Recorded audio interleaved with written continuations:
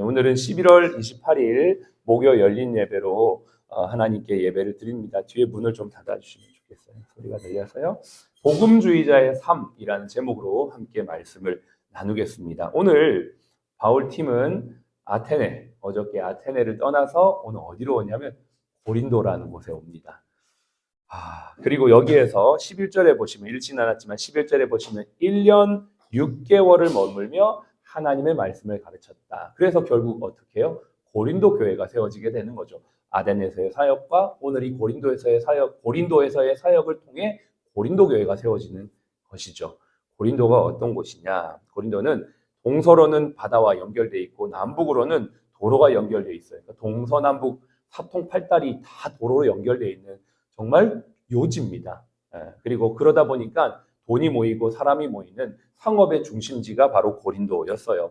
돈이 있는 곳이면 자연스럽게 음란과 쾌락이 발달하게 돼 있습니다. 유흥 문화가 발달하게 되는 거예요. 그래서 당시 이 고린도는 유명한 음란의 도시예요. 그래서 고린도 남자다 이러면은 기둥서방, 고린도 여자다 그러면 이제 몸을 파는 여자 이렇게 인식이 될 정도로 고린도 사람들의 그런 어떤 성에 대한 타락도는 굉장했던 것이죠. 이런 곳에서 바울이 어떻게 해요? 독신으로 사역을 했던 거예요.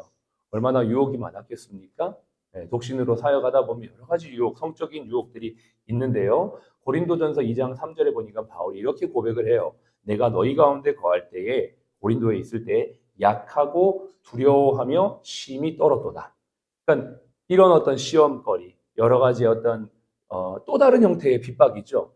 그러니까 외부에서의 핍박이 아니라 음란이나 쾌락에 대한 핍박을 받으면서 바울은 자신을 지키고자 두려움과 떨림과 또 기도로 그 지역을, 그 시간을 지냈던 것을 볼 수가 있어요.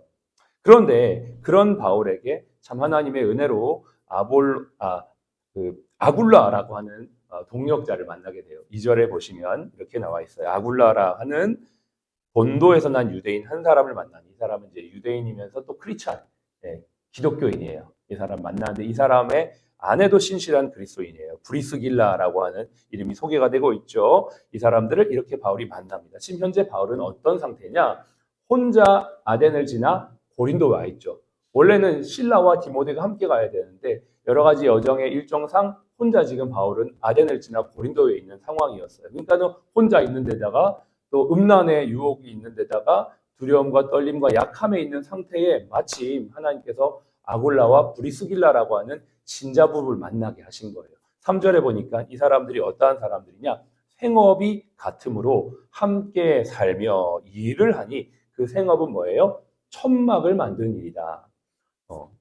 참 바울이 어떤 사람이냐면 열심히 복음도 전하지만 자신의 생계를 위해 일도 하는데 그 일이 뭐였냐? 천막을 만드는 일이에요. 이건 뭐냐면 바울은 어디 태생이냐면 다소라고 하는 출신이거든요. 다소라는 지역에서 태어난 사람이에요. 근데 이 다소는 천막 만드는 제조 기술이 탁월한 동네였습니다. 유대인들의 탈무드에 의하면 자식들에게 이런 거 하라 했죠. 물고기를 주지 말고 물고기를 잡는 방법을 가르치라고 했어요. 그래서 공부도 열심히 했지만 또 하나의 사람마다의 기술을 가르치는 게 유대인들의 특징이었거든요. 그러니까 바울은 공부도 많이 했지만 부모로부터 뭘 배워요? 하나의 기술을 배웠는데 그 기술이 바로 천막을 만드는 기술이었어요. 그게 또 다소에서는 또 유명한 기술이었기 때문에 바울은 이 천막을 만드는 일을 통해서도 생계를 유지하면서 또 함께 복음을 전했던 것을 볼 수가 있습니다. 여기 이제 4절에 이제 보시면 그렇게 하면서도 또 어떻게 해요? 4절에 안식일마다 바울이 회당에 가서 강론하고 유대인과 헬라인을 권면해요. 그러니까는 평일에는 일을 하고 안식일에는 말씀을 전하는 복음과 일의 사역을 함께 감당하는 모습을 볼 수가 있어요. 지금까지 바울은 복음 전하면서 고생하고 핍박받고 쫓겨다녔는데 이제 고린도에 와서 천막 만드는 일을 하면서 돈도 벌고 편하게 살 수 있었을 거예요. 게다가 바울은 로마 시민이었어요. 아무도 바울을 핍박할 수 없는 로마 시민이에요. 법적으로 로마 시민은 절대 때려서도 안 되고요. 절대 이렇게 핍박해서도 안 돼요. 엄청난 시민권입니다. 그럼에도 불구하고 바울은 여전히 일을 하면서 살았던 거예요. 사람들이 보기에, 일반인들이 보기에는 이해가 안 되는 삶의 모습이죠. 복음주의자는 인생의 목적이 다르기 때문이에요. 앞서 우리가 바울이 만났던 에피쿠로스 아빠, 스토 아빠 이러한 사람들이 있었죠. 이 사람들의 목적이 뭡니까? 쾌락주의가 목적이고요. 또 경건주의 혹은 또 금욕주의가 그들의 목적이에요. 또 여러 사람들은 다 자기만의 삶의 목적이 있죠. 그러나 그리스도인들의 목적이 뭡니까? 복음주의입니다. 예수 믿는 사람들의 목적은 좋은 직장, 좋은 사람 만나서 남들에게 인정받고 사는 것이 끝이 아니에요. 우리 삶의 중심에는 복음이 있어서 이 복음에 합당한 삶을 살아야만 합니다. 일로 삶으로 말로 복음을 드러내는 사람, 그게 바로 복음주의자입니다. 복음주의자의 삶을 살았던 바울은 사도행전 20장에 이렇게 고백해요. 여러분들이 아는 바와 같이 이 손으로 나와 내 동행들이 쓰는 것을 충당하여 범사에 여러분에게 모본을 보여준 바와 같이 수고하여 약한 사람을 돕고. 너무 멋있죠. 저는 바울이 저 닉네임이에요. 제 닉네임이 폴이거든요. 전 바울이 제 삶의 모델입니다. 제 사역의 모델이에요. 저는 바울을 보면서 나 이렇게 살 거야. 제가 대학생에 그렇게 결단했거든요. 그래서 제가 목회자가 되었지만 나는 주는 자가 될 거야. 스스로 내가 일을 하고 사역을 해서 내가 목사님들, 선교사님들 후원하는 사람이 돼야지. 제가 대학생 때부터 그 결단을 했어요. 제 CC 출신인데 선교단체 간사님들이 많이 후원을 요청을 합니다. 근데 제가 학생 때는 돈이 없으니까 후원하고 싶어도 못하는 거예요. 근데 또 하나님이 부르셔서 목회자가 되네요. 근데 목회자는 돈이 많이 없잖아요. 근데 어떻게 하면 좀 나눌 수 있을까? 내가 사역을 하면 되겠다. 그 마음이 있었습니다. 그래서 이랜드에서 사역을 시작하게 되었고 또 지금까지 오게 되었습니다. 저는 정말 바울이 멋있어요. 정말 너무 멋있어요. 그래서 내 동행들이 쓰는 것을 충당하여 범사에 모본을 보인다. 저는 교회 성도들에게도 제가 열심히 사역을 하고 도전하기 때문에 저는 자유합니다. 성도들에게도 하나님을 위해서 돈을 쓰십시오. 헌금을 하나님을 위해서 하십시오. 저는 담대하게 분명하게 말할 수 있습니다. 뿐만 아니라 이 수고를 통해, 이 헌신을 통해 누구를 돕습니까? 약한 사람을 돕고 또 주 예수께서 친히 말씀하신 바와 같이 주는 것이 받는 것보다 복되다. 여러분, 줄 때 기쁨이 얼마나 큽니까? 사도 바울도 자신이 직접 일함으로 말미암아 돈도 주고 복음도 주는, 정말 주는 복음주의자의 삶의 모델로 삶을 살고 있지 않습니까? 우리 예수님도 그랬습니다. 예수님도 몫으로서 일을 하시면서 자신이 가지고 있는 모든 것을 다 주셨죠. 자신의 모든 삶을 다 내어주셨고 헌신했던 그 복음이신 예수님이 바로 그 우리에게도 삶의 모습을 보여준 것입니다. 저와 여러분들이 무엇을 중심으로 살아야 할까요? 오늘도 이 복음을 중심으로 살기를 바랍니다. 이 복음을 위해 나와 함께 가는 동력자가 있습니까? 세상의 친구나 여가, 취미를 즐기는 사람 정도가 아니라 내가 넉넉할 때나 부족할 때나 복음을 위해서 나와 함께 길을 가고 고민하며 기도하는 동력자가 있습니까? 세상 사람들이 그럽니다. 필요할 때는 같이 있다가 내가 가난하고 힘들고 병드니까 다 떠나가더라. 그 동력자가 아니에요. 그렇죠? 세상에는 그렇습니다. 그러나 바울이 오늘 이 브리스가와 아굴라 부부를 향해서 로마서 16장에는 뭐라고 말하냐면 이들은 나를 위해 자신의 생명까지도 바치기 헌신했던 사람들이라고 동력자였던 브리스가와 아굴라를 평가합니다. 혹시 여러분 주변에 그러한 동력자가 있습니까? 복음을 위한, 하나님을 위한 헌신되어진 동력자 있습니까? 저는 이 병원에서 함께 복음을 위해 일하는 우리 모두가 서로에게 이러한 동력자가 되시기를 소원합니다. 저는 병원장님을 보면서도 그런 마음이 있어요. 아, 저분은 정말 복음을 위한 동력자다. 또 우리 믿음의 직원들을 위해 보면서도 아, 정말 저분은 함께 일하는 믿음의 동력자다. 그러한 동력자들이 많아질 수 있기를 축복합니다. 얼마 전에 제 동기 목사가 강동구에 있는 교회의 담임 목사로 왔습니다. 부산에서 있었던 친구인데요. 4월 달에 부임을 했다는 거예요. 지지난주에 만났어요. 야, 제가 일부러 연락 안 했습니다.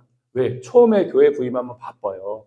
정신없습니다. 신방하고 성도들 환자래요. 입에 붙었어요. 성도들 돌아본다고 바쁜데요.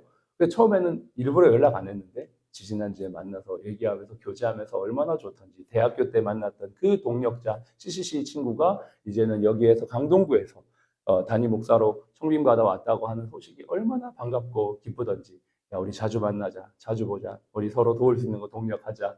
내가 너희 교회에서 도와줄게. 너도 와라. 우리 교회 같이, 우리 병원에 와서 같이 섬기자, 설교도 해주고 또 아름다운 침례교회 같은 침례교단의 목사님, 그 이영호 목사님, 또 그 밑에 목사님 다 교제하면서 같이 동력의 지경들이 넓어지는 것들을 봅니다. 병원에서 저도 여기 강동구에서 처음 사역을 했습니다만 3년이 지나니까 병원에 우리 병원장님 또 직원분들 또 이 지역에 있는 목회자들 또 더 나아가 병원에 입원하신 환우분들도 동력자가 되었어요. 그래서 함께 이 일들을 해 나가고 있는데요. 여러분, 우리가 그러한 복음 안에서의 동력자가 되시기를 바랍니다. 5절에 보니까요. 기다리던 동력자 팀원들이었던 실라와 디모데가 내려와요. 5절을 볼게요. 실라와 디모데가 마케도니아로부터 내려오매 바울이 어떻게 해요? 하나님의 말씀에 붙잡혀라고 돼 있어요. 혼자 사역할 때는 정말 힘들고 외로웠는데요. 하나님이 브리스가와 아굴라로 붙여주시고 또 기다리던 실라와 디모데도 붙여주니까 바울이 너무나 담대하게 어떻게 돼요? 말씀에 붙잡혔다라고 말하고 있습니다. 그렇습니다. 우리는 이렇게 매일 말씀에 붙잡혀야 합니다. 어떻게 하면 말씀에 붙잡힐 수 있어요? 예배하는 공동체에 믿음의 지체들이 함께하고 또 이 사람들의 숫자가 더 늘어날 때 더욱 힘이 나는 것입니다. 이곳에 예배를 드리는 사람이 10명일 때와 20명일 때와 30명일 때는 다른 거예요. 우리가 더 하나님 앞에서 모이기를 힘써야 될 줄로 믿습니다. 적용 질문입니다. 공동체가 모일 때 믿음의 사람들이 함께할 때 서로가 말씀에 붙들릴 수 있는 것을 믿으십니까? 그렇다면 내가 할 수 있는 일은 뭡니까? 어제도 저희 카톡방, 직원 성교회 카톡방에 한 분이 또 초대가 되었더라고요. 반갑더라고요. 저는 그분이 당연히 계신 줄 알았는데 안 계셨던 거예요.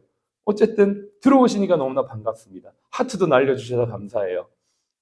믿는 자들이 서로 격려하며 권면하며 붙들어주는 일을 지속해 나아갈 수 있기를 바랍니다. 히브리서 10장 25절은 말하기를 모이기를 패하는 어떤 사람들의 습관과 하지 말고 오직 권하여 그날이 가까움을 볼수록 더욱 그리하자.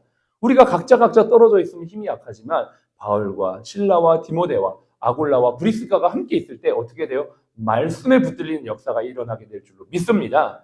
그러나 말씀을 전할 때 유대인들은 여전히 대적하고 비방합니다. 바울은 그러한 유대인의 반응에 연연하지 않고 이방인에게로 갑니다. 복음주의자들은 반대와 비방에 크게 연연하지 않습니다. 그게 있다고 해서 내가 갈 길을 가지 않거나 내가 해야 될 일을 하지 않는 게 아니죠. 옷을 털어버리며 그들과 굳이 다투지 않습니다. 싸우지 않습니다. 우리가 가는 길을 그냥 가는 것입니다. 질문 드립니다. 여러분들은 사람들의 반대, 사람들이 다르게 생각하는 것, 세상의 조소에 흔들립니까?